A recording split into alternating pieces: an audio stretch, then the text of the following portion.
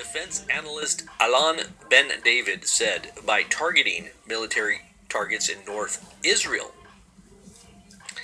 It says, as of now, Israel isn't on the eve of war against Iran, he said, but the Iranians do want revenge for their losses. And did they have some losses? Yes, they did.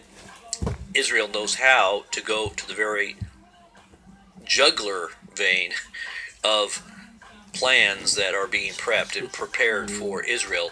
And so they probably did really cripple Iranian planning and what they were preparing. So now they want revenge. Iran plans to use Shiite militias already deployed in Syria along with experts from Hezbollah.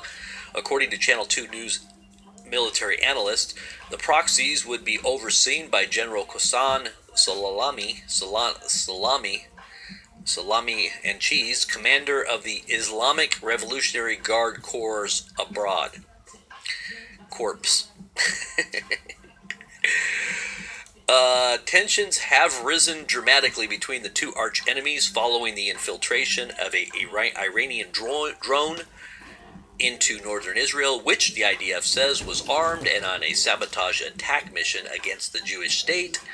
Israel is said to have been preparing for a direct attack from Iran's Revolutionary Guard Corps since mid-April in response to a strike allegedly carried out by the Jewish state against an Iranian-operated airbase in Syria, which killed 7 IRGC soldiers. And that would be Iranian Revolutionary Guard soldiers. So they did get a few soldiers, which made Iran very upset, very angry. A senior IDF official confirmed to the New York Times in late April that Israel was behind the attack, stating that the February incident opened a new period between the Jewish state and the Islamic Republic.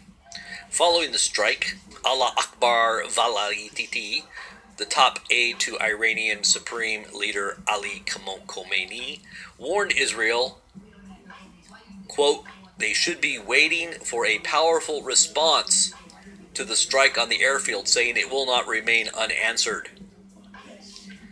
This is your brain. This is your brain on drugs. Well, let's see. I guess that's it. New York Times 1 hour ago stated, as deadline on nuclear deal nears, Israel and Iran issue warnings. This is about an hour ago. They're issuing warnings. Prime Minister Benjamin Netanyahu of Israel said on Sunday that a deal that enables Iran to keep and hide all its nuclear weapons know-how is a horrible deal. Let's see. And this all has to do with the Iranian deal. See, what's going to end up happening is you're going to see a war break out.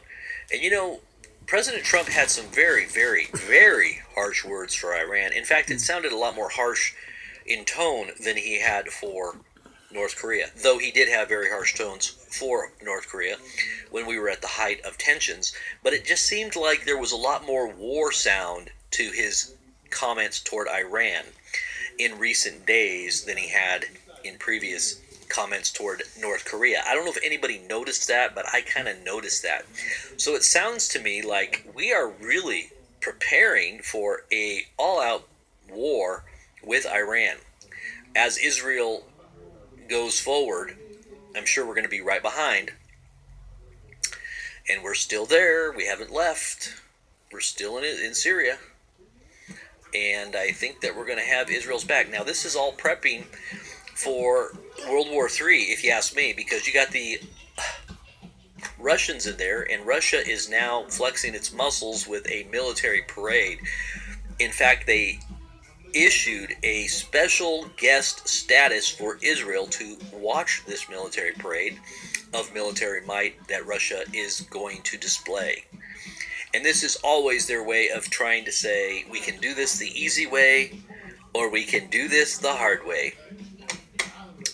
And I think that Russia is basically putting an ultimatum on Israel that if they do anything more, because they already said that if they tried, or if even America launched an attack, that they would shoot down our missiles, they would shoot down Israel, but they didn't do it.